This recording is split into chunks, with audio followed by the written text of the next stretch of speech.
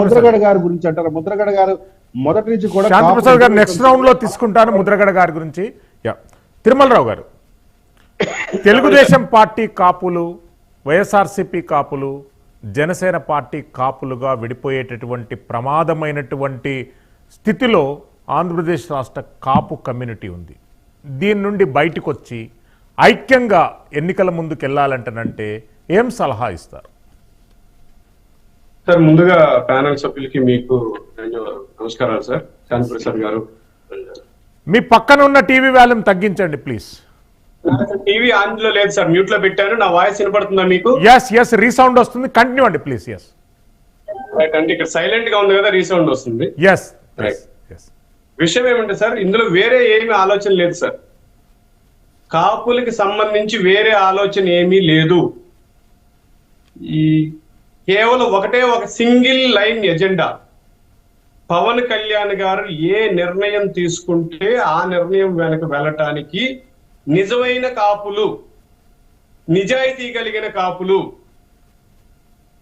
తమ సాటి కులస్తులైన SC, ST, BC, మైనారిటీల్ని కలుపుకుని ముందుకు వెళ్ళటానికే నిర్ణయం ఎప్పుడో తీసుకున్నారు. ఆ నిర్ణయం ప్రకారం ఇప్పటికీ పనిచేస్తున్నారు.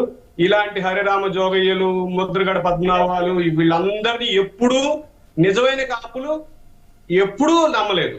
ఇప్పుడే కాదు సార్, 2009లోనూ ఈ హరిరామ జోగయ్య గారు చేసిన కుట్రని మేము మర్చిపోలేదు. మేము మొదటే చెప్పాం, హరిరామ జోగయ్య గారు ఎప్పుడైతే సంక్షేమ సేన అంటూ ముందుకు వచ్చారో అప్పుడే నేను మీతో పాటు హాట్ సీట్ ప్రోగ్రామ్ కూడా మీకు గుర్తు చేశాను, కావాలంటే రీకలెక్ట్ చేసుకోండి సార్. పాత ఈ సంక్షేమ సేనలు ఇవన్నీ వద్దు. 40 సంవత్సరాలుగా, కనీసం 30-40 సంవత్సరాలుగా కులం కోసం కష్టపడే సంఘాలు కొన్ని మాత్రమే ఉన్నవి. వాళ్ళని తీసుకుని ఒక కమిటీ కింద 10 మందిని 12 మందిని పెట్టుకుని వాళ్ళ త్రూ కులానికి ఒక డైరెక్షన్స్ ఇచ్చి కులం సపోర్ట్ తీసుకోండి అని చెప్పాం. అలాగే ఎస్సీ, ఎస్టీ, బీసీ, మైనారిటీలో ఎవరైతే పవన్ కళ్యాణ్ అభిమానులు ఉన్నారో, ఎవరైతే ఇప్పటి వరకు అధికారాన్ని పొందని కులాలు ఉన్నాయో, ఈ కులాలన్నింటినీ మేము కలుపుకుని వెళ్తున్నాం. కాబట్టి కాపునాడు తరపున మేము ఈ సలహా ఇవ్వడం జరిగింది. ఇప్పుడు కూడా అదే చెప్తున్నామండి. ఒకటే ఎజెండా, సింపుల్ ఎజెండా. మేము జనసేనకి సపోర్ట్ చేస్తున్నాం సార్. పవన్ కళ్యాణ్ గారు ఏమి చెప్తే దానికే మేము కట్టుబడి ఉన్నాం. మా 26 జిల్లాల్లో ఉన్న ప్రతి కమిటీ మెంబర్ కూడా ఇప్పటికీ అదే మాటకి స్టిక్ అయ్యి ఉన్నదండి. ఏ కాపునాడికి కూడా ఈ 26 జిల్లాల్లో ఏ కమిటీలు లేవు మాకున్నట్లుగా. అందరూ కూడా ఒకటే మాట. ప్రతిసారి ఎప్పుడైతే ఈ హరిరామ జోగయ్య గారి అబ్బాయి ఉదంతం వచ్చిందో వెంటనే మాకు ఫోన్ రావటం, వాళ్ళందరికీ ఒకటే మాట మేము చెప్పడం జరిగింది. మనము జనసేనకి మాత్రమే సపోర్ట్ చేస్తున్నాం, అంతే. పవన్ కళ్యాణ్ గారి మాటే ఫైనల్. అక్కడే ఓటింగ్ జరగాల. ఏ విధమైన ఏమి గైడెన్స్ ఇవ్వక్కర్లేదు సార్ ప్రతి ఒక్కళ్ళకి కూడా.